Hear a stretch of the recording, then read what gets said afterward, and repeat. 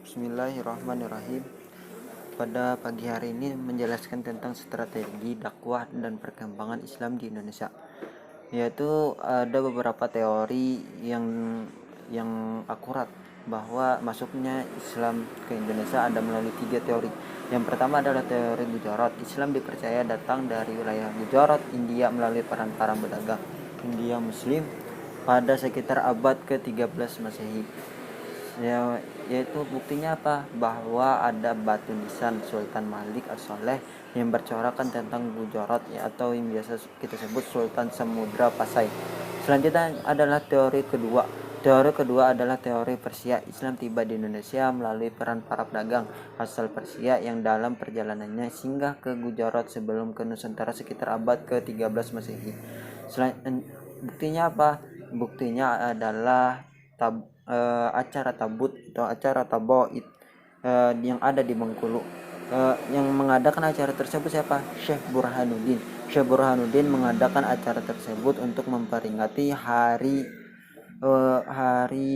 pahlawan atau dan memperingati hari wafatnya cucu Nabi Sallallahu Alaihi Wasallam Hasan bin Ali bin Abu Thalib. Terus selanjutnya adalah teori yang ketiga, yaitu teori Mekah. Islam dipercaya tiba di Indonesia langsung dari Timur Tengah melalui jasa para pedagang Arab Muslim sekitar abad ke-7 Masehi. Bahwa ternyata teori Mekah lebih dulu daripada teori India dan teori Persia. Dan bukti nyata atau buktinya adalah yang ada di Pulau Sumatera Barat ada sebuah kota namanya kota Barus atau di Barung, kota Bantuah di Pulau Sumatera tersebut, bahwa kota Barus tersebut lebih dulu, bahkan kota Barus tersebut sudah ada sebelum adanya Nabi Muhammad SAW, yaitu di zamannya Fir'aun, bahwa banyak masyarakat itu mencari sebuah barus atau pansur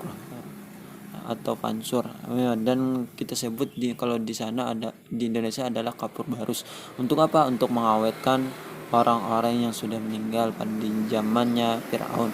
Selanjutnya ada yang mengatakan ada lebih dari Firaun, yaitu di zamannya Nabi Sulaiman alaihissalam, bahwa Nabi Sulaiman alaihissalam memerintahkan masyarakatnya untuk mencari ophir atau bisa kita sebut tentang kapur barus.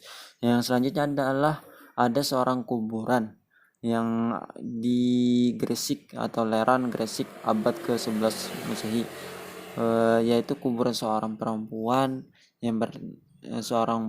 yang bernama Siti Fatimah binti Maimun.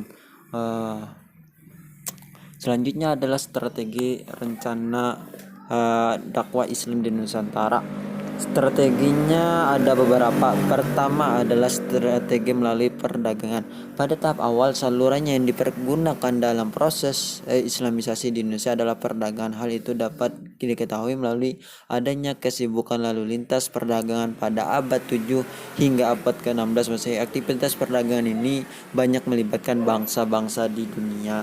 Selanjutnya adalah strategi yang digunakan adalah perkawinan. Dari aspek ekonomi, para pedagang muslim memiliki status sosial ekonomi yang lebih baik daripada kebanyakan penduduk pribumi. Hal ini menyebabkan banyak penduduk pribumi, terutama para wanita yang tertarik untuk menjadi istri-istri para saudagar muslim. Hanya saja ada ketentuan hukum Islam bahwa para wanita yang akan dinikahi harus diislamkan. Terlebih wanita yang akan dinikahi harus diislamkan terlebih dahulu. Para wanita dan keluarga mereka tidak merasa keberatan karena proses pengislaman hanya dengan mengucapkan 2 kalimat syahadat tanpa upacara atau ritual rumit lainnya. Selanjutnya adalah strategi menggunakan pendidikan.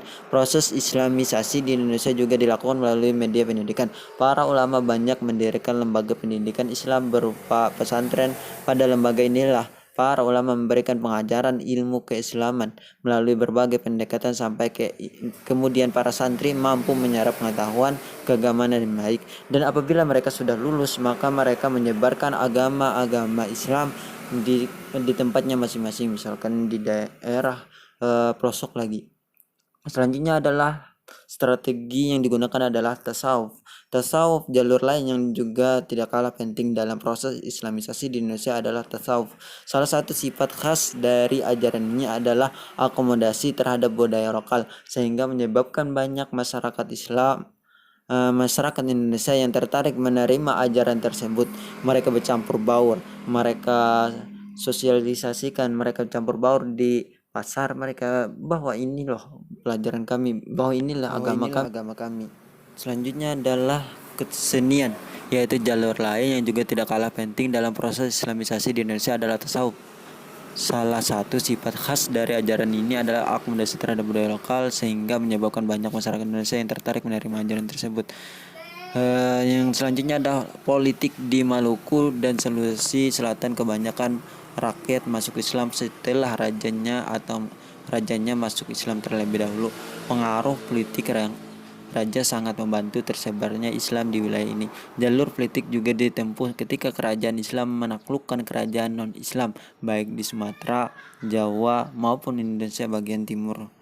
Dan bahkan jalur politik ini sangatlah yang paling berisiko adalah jalur politik, karena apabila raja atau pimpinan dalam suatu negara tersebut tidak menerima, mereka bisa juga membunuh atau bahkan menyiksa orang-orang yang pendakwah atau yang mengajarkannya.